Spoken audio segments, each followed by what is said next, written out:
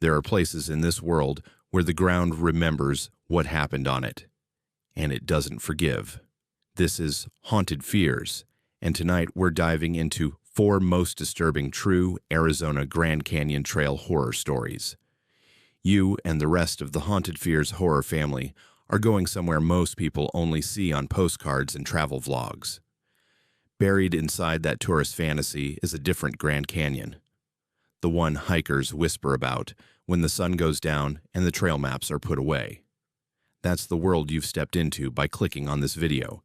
You'll hear voices calling from places no human could stand, and watch experienced hikers realize they're not alone on those narrow cliff paths.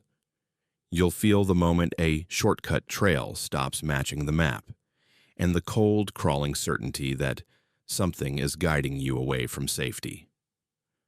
As you listen, ask yourself one question. If you heard a broken voice screaming for help somewhere below the trail, would you climb down after it, or keep walking and live with the guilt? Settle in, turn the lights off, and let these stories swallow you the way the canyon swallows sound. If you're new here, welcome to the Haunted Fears horror family. Hit subscribe, join us, and remember, once you step onto the trail, not everything that follows you back out is alive. My name is Rachel Alvarez. I'm 34 years old, and solo hiking has always been my way of clearing my head. I live in Phoenix. I work a stressful office job, and driving north to the Grand Canyon feels like the only thing that keeps me from burning out completely. By the time I planned that late September trip down Hermit Trail, it didn't feel risky or extreme. It felt like maintenance. I'd done Bright Angel, South Kaibab, and other South Rim trails plenty of times. Hermit was just one more route on the list. Quieter, sure, but still a corridor trail. I knew the elevation, the water, the timing. I went in thinking I was overprepared. I left Phoenix before sunrise and reached the South Rim with that usual sense of relief, like I was stepping out of my own life for a while. At Hermit's Rest, I checked my gear on autopilot: water, snacks, filter, map, headlamp, extra layers, first aid kit. I tightened my boots, locked the car, shouldered my pack, and started down the trail. The air was cool, the sky clear, and the first mile felt exactly like I wanted it to. Just my footsteps, my breathing, and the canyon opening up below me.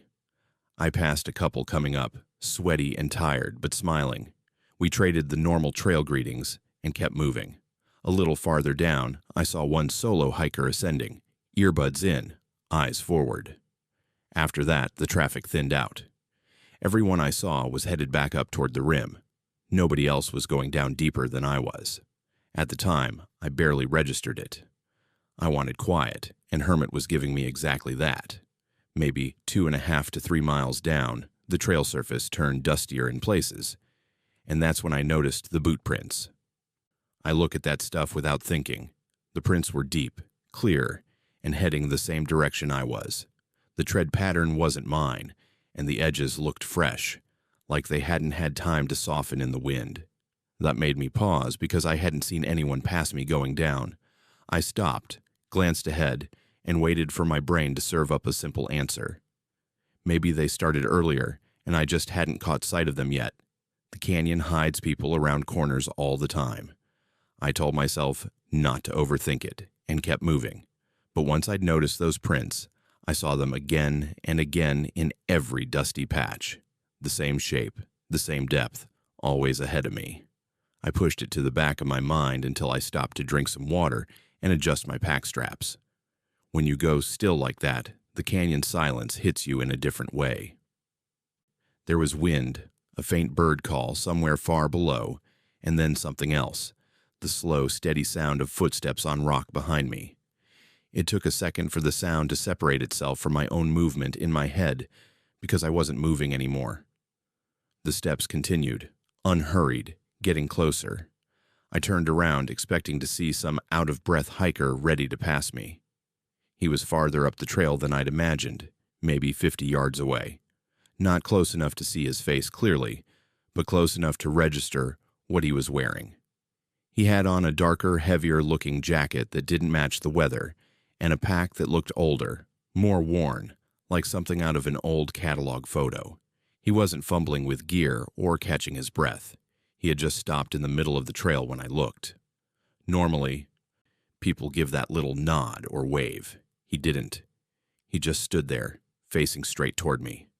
I lifted a hand anyway. "Hey," I called. My voice sounded weirdly loud in the open air. He didn't respond. No wave, no nod, no "hey back." He just stayed still. I tried to tell myself he might not have heard me, or maybe he was weirdly shy. After a moment that went on too long, I turned back around and continued down, telling myself I was being dramatic. Once you're unsettled, though, your brain notices everything. I could hear my own boots, the clack of my poles, the swish of my pack straps. Underneath all that, faint but steady, were his footsteps. Every time the trail bent or switchbacked, I listened for them. They never disappeared. They also never got loud enough to tell me he was close. I decided to do the polite, obvious thing and let him pass. On a slightly wider section, I stepped off to a flat spot by the rock wall and pulled out my phone like I was checking something. In reality, I was giving him room. The footsteps drew nearer, then stopped. I looked up. He was there, closer now, maybe 30 yards away. He'd stopped again the instant he realized I was looking. The distance between us was almost identical to before. I could make out a little more detail. Dark hair, pale face, but the shadows still hid his eyes. The jacket looked even more out of place, heavier than anything I'd want to wear on a warm afternoon down there. "You can go ahead," I called. "I'm taking a quick break." Nothing. He didn't move, didn't shift his weight, didn't even pretend to look at his surroundings.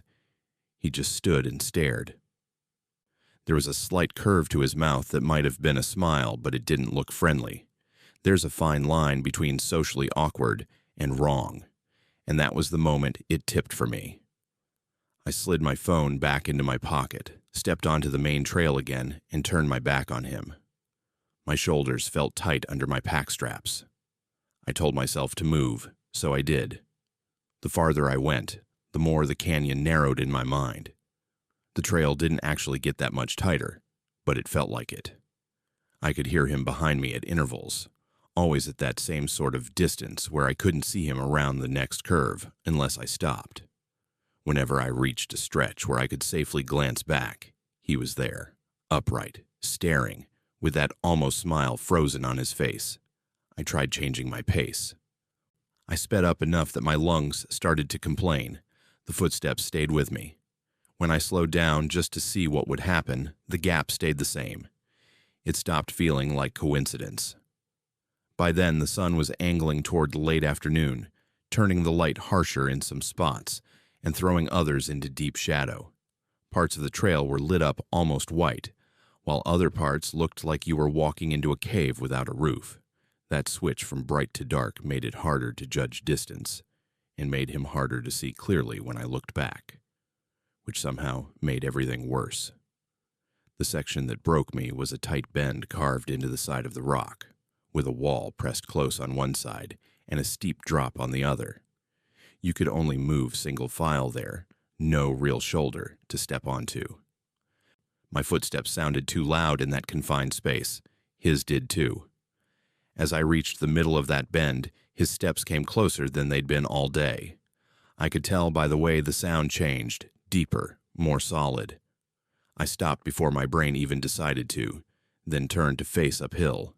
He was there, maybe 20 or 25 feet away, close enough now that if he decided to close the distance, I wouldn't have time to do much about it. The jacket looked heavy, wrong for the heat. The pack still looked old, like it had seen a lot of years. I couldn't see his eyes, but I saw his mouth clearly. He was smiling, not a wide grin. Just a small, controlled smile that never seemed to touch the rest of his face. It looked almost like a reaction to a private joke. "Do you need something?" I asked. My voice cracked a little at the end. No answer. No step forward, no step back. The wind picked up a bit and blew grit across my legs. He didn't cough or look away. He just watched me. Every bit of experience I had as a hiker suddenly didn't mean much. I knew how to deal with weather, water, injury, wrong turns. I didn't have a plan for a man who silently shadowed me for miles and refused to close the gap or fall behind. The gut feeling I had in that moment wasn't subtle. It was clear and cold. This is bad. I turned away from him without saying anything else, but this time I turned to face uphill. That choice felt heavier than my pack. I'd planned to go all the way down to Hermit Creek, set up camp, and spend a quiet night by the water. Instead, I started climbing back toward the rim in the middle of the afternoon. Switching from a long downhill to an uphill grind like that is brutal. My thighs burned, my heart rate shot up, and sweat stung my eyes. I told myself I'd reassess in a mile or two, that maybe I was overreacting. But behind all of that, I kept listening. For the first switchback or two, I didn't hear anything but my own struggle. Then, faintly, came that familiar rhythm, boots on stone, following. I didn't dare stop fully on the narrow parts. I only slowed enough to keep from pushing into real danger. The canyon, which usually feels open and huge, felt like a narrow hallway. Every time I wanted to convince myself that he'd turned around and gone his own way, those steps would drift back into hearing distance and kill that hope. I can't tell you exactly where or when the sound stopped. It wasn't dramatic. At some point, between one section of trail and the next, I realized it had been just my footsteps and the wind for a while. At first, my brain didn't even register that as a relief. It felt like when a background noise cuts off and you suddenly feel like your ears popped. I forced myself to keep going for a few more switchbacks before I risked another look back. When I finally stopped and turned, the trail below me was empty. No jacket, no pack, no shape moving in and out of shadow, just the curve of the path and the vast openness of the canyon beyond it. I waited there longer than I want to admit, watching. The light shifted a little. A bird crossed the sky. A tiny slide of gravel tumbled somewhere far off. No one appeared. If he'd decided to sit and wait somewhere out of sight, I couldn't see him. If he'd turned around and gone back down, I couldn't see that either. I was left with an empty trail and a racing mind. By the time the angle of the sun and the increase in random voices told me I was getting closer to the top, my legs felt like they were running on fumes. Hearing other people again, snippets of conversation, laughter, even someone complaining about the climb, felt surreal. For hours, it had just been me, the canyon, and that steady presence behind me.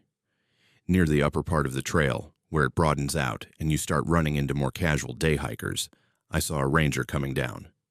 Normally, I'd nod, maybe say hi, and move on. This time, I stopped.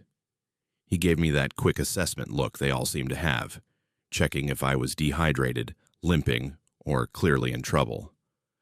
"How's your hike going?" he asked. I almost said, "Good," out of habit. Instead, I heard myself say, "Can I ask you something kind of weird?" He nodded. "Sure." "I kept getting followed," I said, "by a guy. He never passed me. Every time I stopped, he stopped. Every time I looked back, he was just standing there. He never spoke. It went on for miles." The ranger's face didn't change much, but his focus sharpened. "What did he look like?" he asked. I gave the best description I could. Average build, darker hair, heavier jacket than made sense for the weather. Older-looking gear, quiet, never responding to greetings. "How far down?" he asked. I told him my rough mileage and the time window. He let out a slow breath through his nose. "We've had a couple reports lately of a man like that," he said. "Same basic pattern. Follows at a distance, doesn't talk, strange clothing choices. We've never been able to make contact. By the time we get to where he's supposed to be, he's gone. No one matching that description at the trailhead either." I waited for some kind of reassurance, something like, "He's probably just socially awkward, nothing to worry about." He didn't give me that. He just told me if I ever felt unsafe on a trail like this again and had reception, I should call immediately. not wait until I was almost off the trail. We parted ways, and I finished the climb to the top. My legs hurt, my shoulders ached, and my throat was dry, but none of that bothered me as much as the one memory that wouldn't leave. That small, calm smile when we were on that narrow bend. It wasn't the expression of someone caught off guard or embarrassed. It looked like someone who had all the time in the world. Since that day, I've still gone hiking, but my rules have changed. I don't do deep solo overnights anymore, not in remote areas like that. I stick to busier routes or make sure somebody else is with me. When people tease me about it, about being paranoid, I don't argue with them. I let them think I just scared myself. What I don't tell them is that out there, miles from the rim, with no cell signal and no easy exit, I realized something that never crossed my mind before. I always thought the biggest dangers were dehydration, getting lost, or underestimating the climb. I never factored in the possibility of someone choosing that kind of place on purpose, where the canyon swallows sound and there's no one around to see what happens. And I keep coming back to one thought I can't shake. If I hadn't turned around when I did, if I'd kept going down to that quiet little campsite by Hermit Creek, I might have found out exactly why he was smiling at me like that. My name is Kevin Ramirez. I'm 28 years old, and before this happened, I never took desert hiking seriously. I grew up in Seattle, where hikes mean rain, mud, trees, and soft forest trails that smell like wet earth. I'm used to fog rolling in, shoes getting soaked, and worst-case scenarios being a twisted ankle or a dead phone battery. The Grand Canyon to me was a screensaver. When people talked about it, it sounded like a very big hole in the ground with pretty colors. Dangerous, sure, but in the abstract way, mountains or oceans are dangerous if you do something stupid. So when my girlfriend suggested a road trip down to Arizona and threw in, "We should hike the North Rim. It's less crowded and really beautiful," I said yes, without even pretending to research properly. I skimmed a couple of websites, saw the words day hike, checked the distance to Roaring Springs, and decided it would be totally fine. I told myself we were reasonably fit. We had decent shoes, we'd bring enough water, and it would be just another good story from our vacation. The morning we parked at the South Kaibab trailhead, it honestly felt more like the start of a tourist attraction than anything dangerous. The air was cool. The sky was that deep, clean blue you don't see in cities. A few other cars were there, people tightening their packs, taking selfies at the sign, all with that vibe of, we're about to see something awesome. We loaded our day packs, water, snacks, sunscreen, a cheap paper map, a basic first aid kit I'd barely looked at. I remember thinking, we're set. The first part of the trail eased my nerves even more. It was shaded in places, with trees and a wide path that didn't feel too steep. The canyon views opened gradually, not all at once. People were ahead of us and behind us, spaced out but visible, like we were all on some shared path through a giant outdoor museum. It was beautiful in that way that makes you pull out your phone every 5 minutes, even though no picture really captures it. We settled into an easy pace. We talked about work, about the drive down, about where we might go after Arizona. It didn't feel like something that demanded full focus. It felt like a long, scenic walk. Every warning sign we'd passed on the way down, about heat, dehydration, and not underestimating the climb back out, registered in my brain as for other people. People less prepared, less careful, less us. By the time we reached Supai Tunnel, we were a little sweaty, but still relaxed. The tunnel itself is carved straight through rock, framing the view on the other side like some huge stone window. There's a rest area there, with a railing and some flat space where people sit and eat or fill bottles. We dropped our packs, took a breather, and joined the tiny crowd of people just standing there, in silence, looking out. It was one of those strangely quiet moments. No one was talking loudly. The wind was there, but not roaring. I could hear someone's bottle cap clicking open and closed, the scrape of a boot shifting on rock, and then, cutting right through that, Another sound. Help. Me. It was faint, but human. A voice, not a random shape of sound. It came from below the trail, somewhere out in the maze of rock and scrub under our feet. For a second, my brain tried to file it as a joke, like someone quoting a movie line. I turned automatically to see who was messing around. Nobody was laughing. No one even seemed to have noticed anything. A couple was sharing trail mix. A guy was adjusting his pack straps. My girlfriend was scrolling on her phone to check the time. Then it came again, just a little louder. Help me. Please. This time I felt the hair on my arms lift. The tone was wrong for a joke. It sounded hoarse, strained, like someone who'd already been yelling for a while. I stepped closer to the edge of the trail and peered down. Did you hear that? I asked. Hear what? My girlfriend said without looking up at first. Someone's calling for help, I said. Listen. We both went quiet. The canyon seemed to lean in with us. A moment passed, then another. Just as I started to think I'd imagined it, the voice floated up again. Down here. I fell. I can't move my leg. My girlfriend straightened, eyes narrowing. She'd heard at least part of it this time. We stared out at a mess of rock ledges, loose slopes, and patches of brush. It was all shapes and shadows and steepness. I saw no bright clothing, no gear, no movement, just emptiness. Where are you? I shouted. Can you see us? There was a pause that felt too long, then, down here. I can see the trail. Please. He sounded young, maybe around my age or younger. There was real panic in the voice, or something that mimicked it perfectly, but nothing moved down there. My girlfriend shifted closer to me, not to look, but to pull lightly at my arm. Kev, we should tell a ranger, she said quietly. They do this for real. They have ropes and radios. We don't. He sounds close, I said. What if they take too long? Look at that slope, she said. You're not climbing down that. You're not built for that. I'm not built for that. As if it had been listening, the voice cried again, higher and more desperate. Please, don't leave me. That word, leave, hit like a punch. I imagined myself calmly walking away from a person lying broken out of sight, just because the ground was scary. My brain split down the middle, the part that wanted to do the logical thing and find a professional, and the part that couldn't stand the idea of ignoring a direct plea like that. I'll just go a little way, I said. I won't go far, just enough to see him. If I can see him, I can tell them exactly where he is. Kevin, no, she said immediately, real fear in her eyes now. This isn't the woods back home. This isn't slipping down a muddy hill. If you lose your footing here, that's it.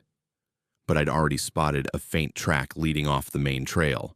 Not a real path, just a place where people had clearly stepped out for a better view. My boots followed that line almost on their own. Each step away from the trail felt like it grew heavier, like the canyon was reaching up and tugging at my ankles. The surface changed fast. The packed dirt of the trail became looser, a mix of grit and smaller rocks that shifted under my weight. I moved slowly, testing each step, my eyes darting between my feet and the slope below. Where are you exactly? I yelled. Tell me what you see. A tree, a big boulder, the tunnel? There was that same off-timed pause, a strange stillness under the sound. Then, rocks. I'm by the rocks. I can see you. Please hurry. Rocks. In a canyon made of nothing but rocks. It was the vaguest possible answer, and yet because of the panic in his tone, my brain tried to excuse it. He's scared. He's in pain. Of course, he's not giving perfect directions. Behind me, faint on the main trail, I heard footsteps and voices. A small group was approaching. My girlfriend called to them, asking if they heard someone yelling. They stopped and listened. One of them shrugged. I don't hear anything, someone said. Just wind. Even as he said it, the voice came again from below. It hurts. Don't leave. I looked up sharply at the other hikers, expecting them to react. They just looked at me like I was the weird one. You seriously don't hear that? I asked. They shook their heads. One of them did that half-concerned, half-dismissive look people give when they think you're overreacting. Sound bounces around here, he said. Messes with people. Be careful, man. They moved on. My girlfriend's voice was tighter now. Kevin, please come back up. You're not a rescue team. You're one slip away from being another problem. Below us, the voice sharpened. You're almost here, it said, breathless. Please, please don't go. That line messed with something deep inside me. Hearing, you're almost here, made it feel like I'd already made a promise I hadn't realized I'd made. Like I was committed, and turning back now would be worse than if I'd never tried. I inched farther. The ground angled steeper, and my left foot slid an inch before catching. Small stones bounced and rattled down, disappearing into the emptiness below. My heart lurched with them. If you fall, I can't help you, my girlfriend said flatly. I can't carry you. I can't drag you. No one can see us from here. Think about what you're doing.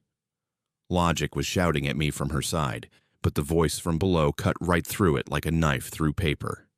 Please, it said again, help me. I can't move. My leg's broken.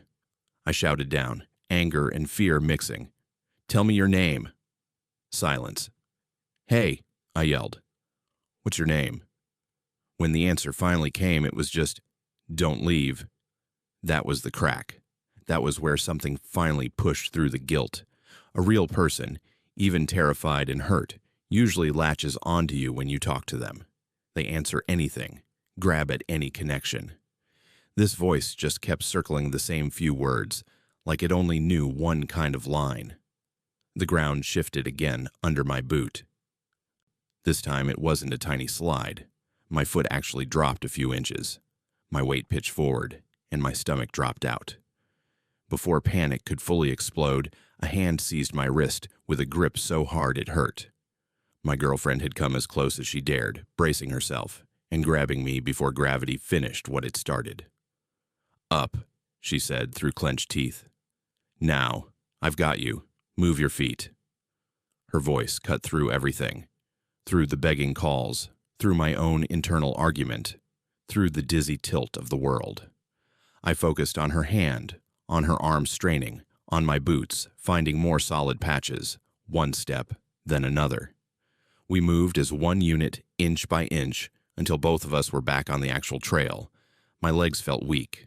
My breathing was out of control. For a few seconds, all I could do was stare at the packed dirt beneath my boots and listen to my own heartbeat hammering in my ears. Then, faint and thin, from somewhere below that featureless slope, the voice floated up one more time. Why did you leave? My girlfriend shuddered. We're done with that, she said, quietly but firmly. We're going to keep going to Roaring Springs. We're going to find a ranger, and we're going to tell them everything. If someone is really down there, they'll send people who know what they're doing. You are not stepping off this trail again. I'm not dragging you back twice. I didn't argue. I just nodded. The guilt didn't leave, but it shifted. It stopped being about me walking away and turned into something murkier. Me almost becoming another voice, calling from somewhere no one could reach. As we continued down, the calls came a few more times. Help me. Please. Don't go. Always at that same strange distance, never closer, never fainter. No matter where we were on the switchbacks, it seemed equally far, like it wasn't anchored to a particular spot at all. Eventually, it either stopped, or the canyon swallowed it, or my brain finally refused to hear it anymore. Roaring Springs, when we reached it, felt completely wrong compared to what we'd just experienced. There was the sound of real water, the sight of green plants, people sitting and eating, like this was just another beautiful destination. We found a ranger there and told them everything, step by step. They listened, without interrupting, only stopping to clarify details. How far below Supai Tunnel, how far I'd gone off, how long we'd heard the voice. When I finished, they nodded slowly. Sound does strange things down here, they said. It can bounce off walls, make one shout seem like it's coming from 10 different places at once. But if there's even a chance someone's injured, we check. I'll radio this in and have a look myself when I head back up. Has anyone else heard something like that? My girlfriend asked. The ranger hesitated just long enough for me to notice. People report calls for help fairly often, they said carefully. Sometimes it's real, and we pull somebody out. Sometimes it's a bird, or wind in the rocks, or someone shouting from far away, and others only catch echoes. Either way, you did the right thing not trying to climb down. We find too many people who meant well and got in over their heads. It was the safest possible explanation, and on the surface, it made sense. The canyon is huge and weird. Sound is tricky. We weren't trained. We'd told the right person. Case closed. Except it didn't feel closed. On the climb back up, the temperature rose. The trail felt steeper. Normal fatigue set in, but under it was something else. A kind of hollow, shaky feeling that didn't come from exertion. Sometimes the wind would shift just right, and my heart would jump, convinced I'd heard that voice again, only to realize it was just air moving through rock. We reached the top. No new signs were posted. No urgent notes about an active search. We checked again later, at the lodge. Nothing. Back home, I told people about the hike, but I edited the story. I said, the North Rim was incredible, the trail was tougher than I expected, and we were smart enough not to underestimate the climb out. I didn't mention the part where I almost stepped into nothing because a disembodied voice knew exactly what string to pull. In private, it got worse. I started checking park alerts online, local news, forums. I looked for anything, any mention of a rescue near Supai Tunnel, any report of a young man found injured or dead below the trail around that time. Days passed, then weeks, then months. Nothing. No missing person matching what little I'd imagined. No search results. No closure in either direction. My girlfriend's take has stayed the same. She believes something was trying to get me off that trail. She says it didn't feel like a person talking to us. It felt like something talking at us, repeating a pattern it knew would work. She points to the way it never really answered my questions, just circled the same few lines. I swing back and forth. Some nights, I'm convinced it was just a real guy I failed. That maybe rangers went down later, found a body, and it just never made its way into anything I saw. Other nights, when I remember that weird, almost annoyed "you're almost here," I can't shake the image of something at the bottom of that invisible slope, watching people year after year, learning exactly what to say. What sticks with me most isn't the words themselves. It's how my own mind reacted to them. How fast guilt over a stranger overpowered obvious danger. How ready I was to take one more step because I didn't want to be the kind of person who walked away. I used to think the scariest thing about a place like the Grand Canyon was the height, the exposure, the heat. Now, when I think about that morning, I'm not afraid of cliffs as much as I'm afraid of the part of me that almost trusted a voice I couldn't see, in a place built to erase you if you misjudge even once. My name is Melissa Carter. I'm 45 years old, and I thought taking my family down Bright Angel would be the safest way to show them the Grand Canyon. My husband and I had done it once on our honeymoon a decade earlier, and back then it felt like the definition of a well-maintained, idiot-proof trail, busy, obvious, full of people. When we planned our March trip with our 2 teenage sons, I sold it to them as the safest way to go down and really feel the canyon without doing anything crazy. That morning went exactly the way the brochures make you think it will. The weather was perfect, crisp but warming, blue sky, just enough breeze. The boys complained a little about the early start, then forgot to be annoyed once the views opened up. We took the usual pictures at the top, then started down. Switchback after switchback. The rim getting farther away above us, the inside of the canyon rising around us. The trail felt busy, but not crowded. We were never alone, but we also weren't stuck in a line. I remember feeling smug, if I'm honest. I knew when to stop for water, when to remind everyone that going down was the easy part and the climb back would be worse. At Indian Garden, we found a shady spot, ate our sandwiches, and laughed about how dramatic some of the warning signs at the top had seemed. The boys made fun of me for overpacking snacks. We didn't linger too long. I've always been conscious of light on canyon trails. Early afternoon, we packed up and started back up toward the rim. It was exactly as I remembered, steady uphill, manageable if you pace yourself. We passed people resting, people breathing hard, a ranger talking to a group. Everything felt normal, and more importantly to me, under control. It was maybe 15-20 minutes past Indian Garden when I saw the sign. On the right side of the trail, tucked in near the rock, was a small wooden arrow pointing off onto a narrower path. Stenciled on it in faded letters were the words, "Alternate route, shorter." I stopped, actually a little surprised I didn't remember it. The sign looked older than the others on Bright Angel. The wood was cracked, the paint dull, but the path it pointed to was real. It wasn't some faint game trail. It was compacted, with worn rock at the corners, like plenty of feet had taken it. My husband stepped up beside me, breathing a little heavier now. "Shortcut," he said, half joking, half hopeful. The boys perked up immediately at that word. The idea of a secret, lesser-known route appealed to them more than trudging back up the same switchbacks we'd just come down. They started with the questions. Does it really save time? Is it steeper? Is it cooler? I stared at the sign. Something about it bothered me in a way I couldn't put words to. The main trail was right there, wide and obvious, with other hikers moving steadily along it. The alternate path peeled off and almost immediately curved around a shoulder of rock, out of sight. "I don't remember this from last time," I said. "That was 10 years ago," my husband said. "They update trails, right? Maybe it cuts over and skips a bunch of the zigzags." One of the boys tossed out, "Come on, Mom, live a little," in that half-teasing, half-challenging tone teenagers specialize in. I should have said no. That's the part that keeps me up at night.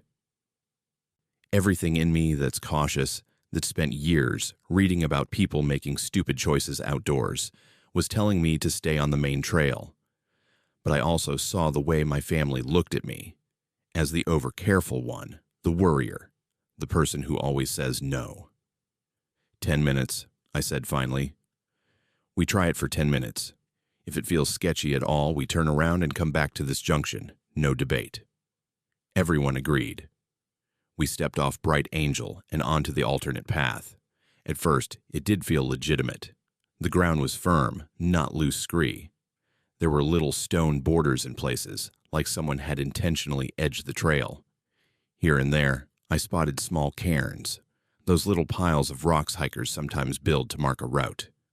They looked old, but deliberate. Within a couple of minutes, we were alone. The noise of other hikers faded behind us, the sounds of gravel under many feet, bits of conversation floating up from switchbacks, gone. It was just our footsteps, our breathing, and the wind. "See?" my husband said. "Probably just a quieter way up. Same thing, less traffic." But there were small differences. The slope felt steeper than the main trail. The switchbacks were tighter, cut at sharper angles. In some spots, erosion had eaten into the edges, making the tread narrower. Nothing extreme, but enough that I picked each step a little more carefully. 5 minutes in, the boys were a few paces ahead talking. I called them back into closer range without even thinking about it. The air felt slightly different there, drier maybe, or stiller. The walls around us seemed closer, even though we couldn't see the main trail anymore. I looked for the junction behind us and realized I couldn't see that either. The path had wound just enough that both where we'd come from and where we were going were hidden now. It wasn't unusual for a canyon trail, but for some reason, it made my stomach knot. "Let's check how far we've gained," my husband said, pulling out his GPS. He liked gadgets, trusted them more than his own sense of direction. He stared at the screen, frowned, turned a slow circle. "Huh?" "What?" I asked. "It says we're basically still near Indian Garden," he said. That can't be right. We've been climbing for a while. He tapped at the device, waited, tapped again. The little arrow that was supposed to represent us flickered, then jumped sideways to a completely wrong place, like we were off the canyon wall. He muttered something under his breath and shook it. Battery, I asked. No, battery's fine. It's just not locking right. I didn't like that at all.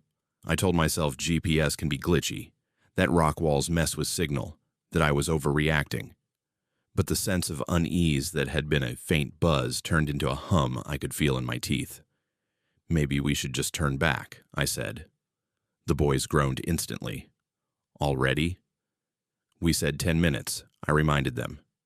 We've done that. I glanced at my watch. Probably more. Let's just go a little farther, one of them said. It has to reconnect with the main trail. Why would they mark it otherwise? I looked at the signless, empty path ahead. Then I looked back. The way we'd come twisted out of sight almost immediately. No obvious junction, no glimpse of the safe, crowded main corridor. Just more rock and dirt.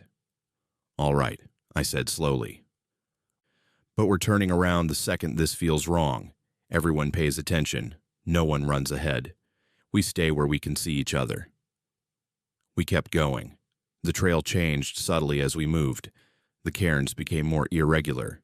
Some collapsed, some leaning. The rock edging looked less intentional.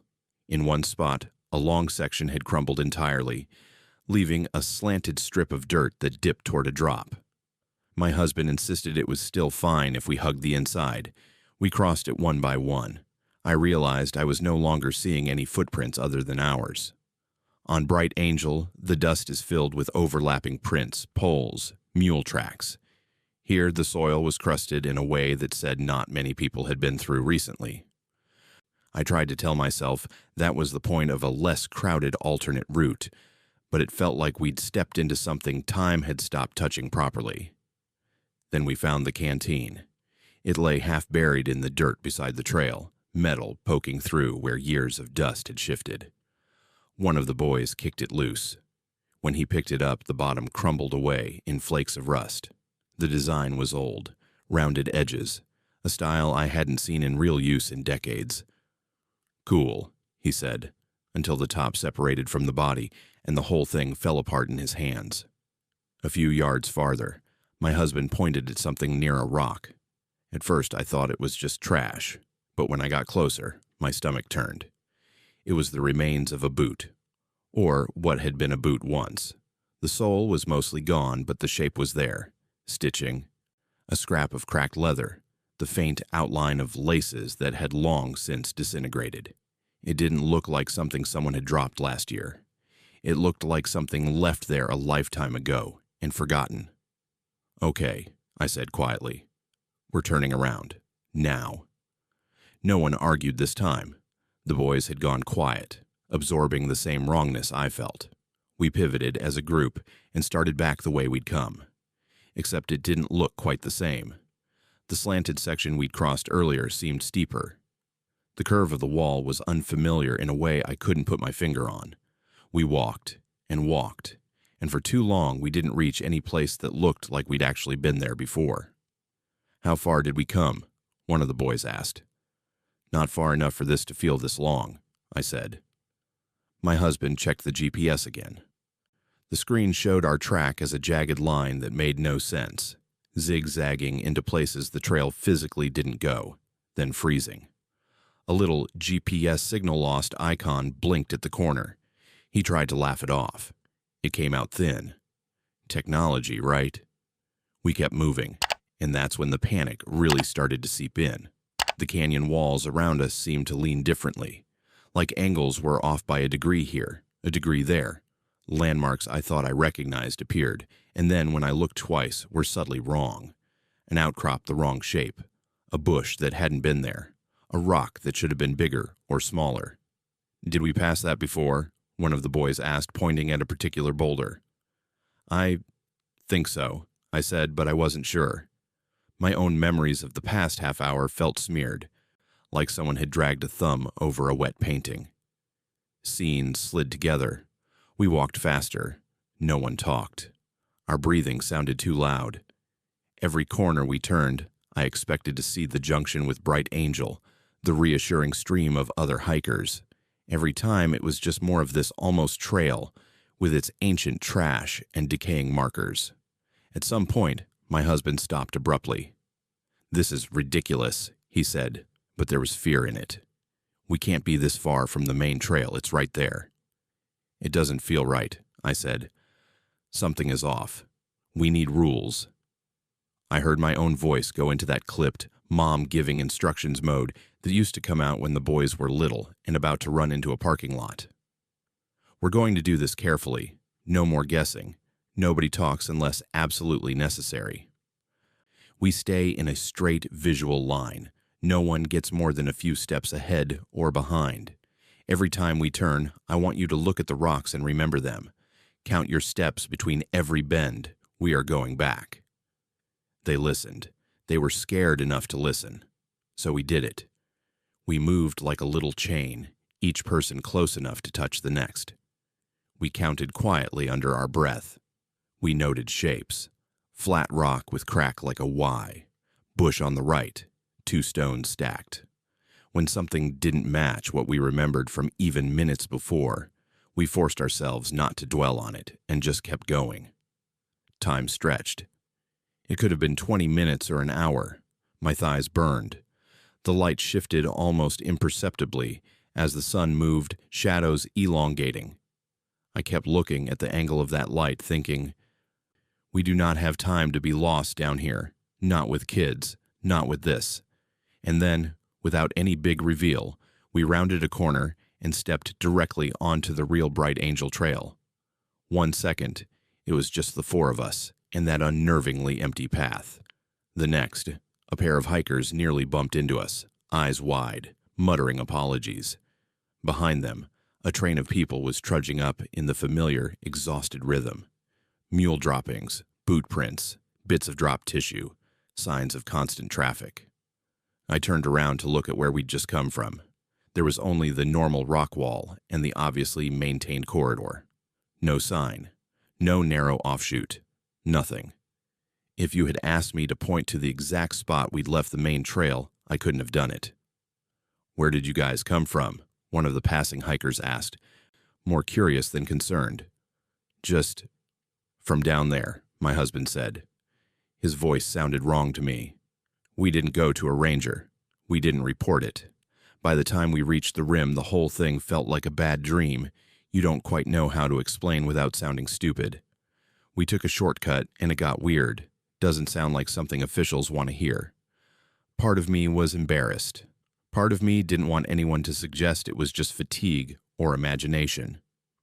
Days later, at home, my husband plugged his GPS into the computer to look at our route.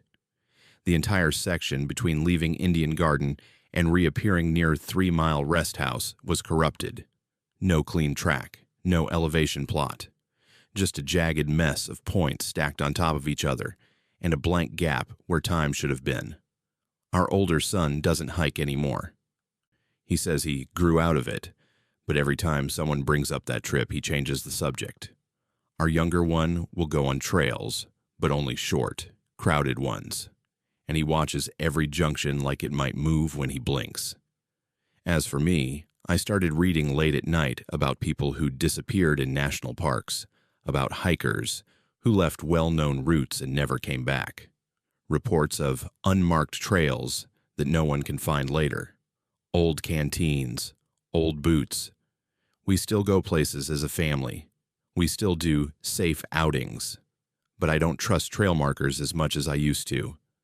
I don't trust my own memory of what a path looked like a few minutes ago.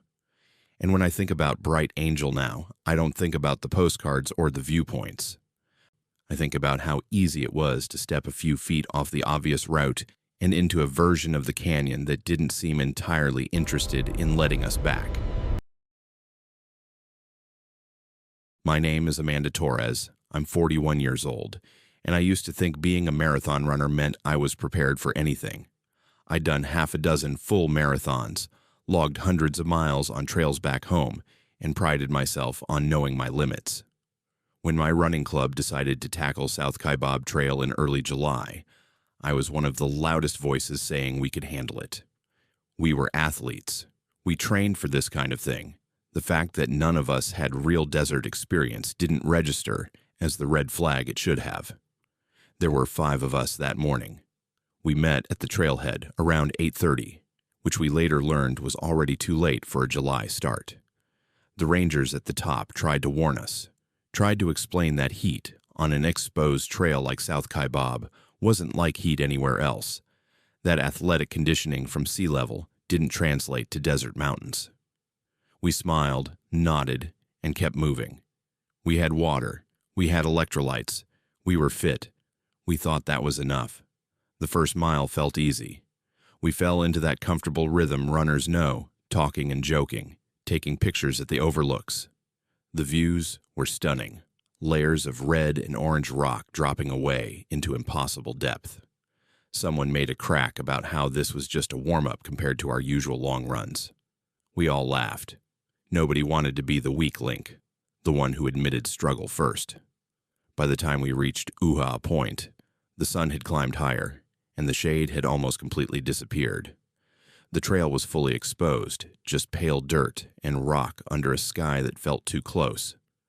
I remember wiping sweat from my face and noticing my hands were shaking slightly. My head felt light, like I'd stood up too fast, but it didn't go away when I stopped moving. I didn't say anything. One of my friends asked if everyone was good to keep going to Skeleton Point.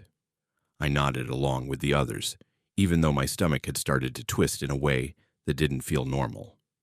We kept descending. The heat pressed down on us from above and radiated up from the rock below, trapping us in the middle. My vision started to blur at the edges. Colors looked too bright, then too washed out. I lagged behind the group by a few steps, telling myself I just needed to find my pace again. My mouth was dry no matter how much water I sipped. When I tried to call out to the others, my voice came out quieter than I meant it to. That's when I saw her. She was standing on the trail, maybe 20 feet ahead, right where the path curved around a rock outcrop. She wore the same denim shorts and yellow t-shirt she'd had on the day of the accident. The summer she was 16 and I was 19. Her hair was pulled back in a ponytail, the way she always wore it. She looked exactly as I remembered her, down to the little scar on her knee from a bike crash when we were kids. Emily smiled at me. That same mischievous grin she used to give when she wanted me to follow her into some kind of trouble. She turned and started walking farther down the trail, glancing back over her shoulder. "Come on," she said, her voice cutting through the heat shimmer. "There's shade just ahead. Water, too. You'll feel better." I knew, somewhere deep in the part of my brain that was still working, that this wasn't possible. Emily had been gone for 15 years. I'd been at her funeral. I'd watched them lower her casket into the ground. But seeing her there, so real and solid and smiling, overrode everything rational. The heat, the exhaustion, the confusion, all of it collapsed into a single, desperate need to follow her. I picked up my pace. My friends were somewhere behind me, their voices faint and distorted. I heard one of them call my name, but it sounded like it was coming from underwater. Emily stayed ahead of me, always just out of reach, waving me forward. "Just a little farther," she said. "You're almost there. Don't stop now." I stumbled over a rock I should have seen easily. My coordination was slipping. When I tried to tell Emily to wait, the words came out slurred, tangled. She kept moving, kept smiling, kept promising relief just around the next bend. One of my friends grabbed my arm. I jerked away, angry at the interruption. "I have to follow her," I said, or tried to say. It came out as a mumble. "Follow who?" my friend asked, her voice sharp with worry. "Amanda. There's no one ahead of us. You need to stop." I tried to point at Emily, but my hand wouldn't move right. "She's right there," I insisted. "Emily, she's taking me to water." I watched my friend's face change as she realized something was very wrong. She yelled for the others. Someone took my pack off my shoulders. Hands guided me to sit down, but I fought them. I couldn't lose sight of Emily. She was still there, still waving, still promising I was almost safe. "Don't let her leave," I heard myself say, my voice breaking. Don't let her disappear again. Two of them had to hold me down. I wasn't strong enough to break free, but I tried. I cried and begged and kept reaching toward empty air. My skin felt like it was burning from the inside. At some point, I realized I'd stopped sweating entirely, that my mouth was so dry my tongue stuck to the roof of it. They made shade with their bodies and jackets, anything they could use to block the sun. Someone pressed a water bottle to my lips. I couldn't swallow properly. The world tilted sideways. While I lay there, half conscious and shaking, I kept talking about Emily. I described her outfit in detail, down to the little embroidered flowers on the pocket of her shorts. I repeated things she used to say, phrases from our childhood that I didn't even remember remembering. My friends listened, their faces pale and scared, not sure if they should try to stop me or let me talk. One of them had a satellite communicator. I heard bits of the emergency call: heat stroke, unresponsive, hallucinating badly. The word helicopter floated past me. Time stopped making sense. I drifted in and out, sometimes seeing the worried faces of my friends, sometimes seeing Emily still standing at the edge of my vision, waiting. The helicopter arrived in what felt like both seconds and hours. The paramedics moved fast, checking vitals, starting an IV, loading me onto a stretcher. I remember the noise of the rotors, the sensation of lifting off the ground, and one last glimpse of the trail below, empty and blazing in the sun. At the hospital, they called it severe heat stroke. The doctors said my core temperature had been dangerously high, that my body had stopped regulating itself, that hallucinations were common in cases like mine. They explained it all very logically, very medically. I nodded and pretended their explanations were enough. But days later, when I finally felt strong enough to talk, I called my mother. I told her about seeing Emily, about the things she'd said to me on that trail. One phrase in particular stuck with me. Something about the day we found the turtle by the creek. I didn't remember that day at all. I told my mother about it, expecting her to say I'd made it up. Instead, she went quiet for a long time. Then she said, "You weren't there that day. It was just me and Emily. She was 7. We found a box turtle and she wanted to bring it home. I told her we had to leave it where it belonged." She talked about that turtle for weeks. I didn't think you even knew that story. I didn't. But Emily had told it to me on the trail, in detail, exactly as it happened. The running group hasn't been the same since. 2 of them still insist it was all just my brain malfunctioning from the heat. The other 2 don't talk about what they heard me describe that day, the specificity of it, the things I couldn't have known. We don't run together anymore. The unspoken tension made it easier to just let the group dissolve. I still run, but never in heat, never in full sun, never pushing past the early signs of fatigue. I'm paranoid now in a way I wasn't before. Some people think I'm overreacting. They say I just need to get over it and trust my training again. What I can't get over is the question I'll never be able to answer. Was Emily trying to lead me to safety in the only way a hallucination could, guiding me toward the idea of water and rest? Or was something out there, in that heat and emptiness, using her face to lead me farther down, farther from help, until it was too late for anyone to pull me back?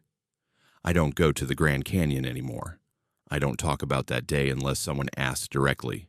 And when I close my eyes in the summer heat, I still sometimes see her standing just ahead of me, smiling, saying it's just a little farther, promising I'm almost there.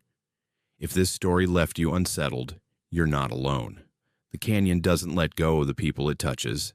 If you want more disturbing true stories that'll make you rethink every trail you've ever walked, hit that subscribe button and join the Haunted Fears horror family. We're just getting started, and trust me, you don't want to miss what's coming next. I'll see you in the dark. This story, including the research script and editing, was completely created by me. Thank you for supporting original content.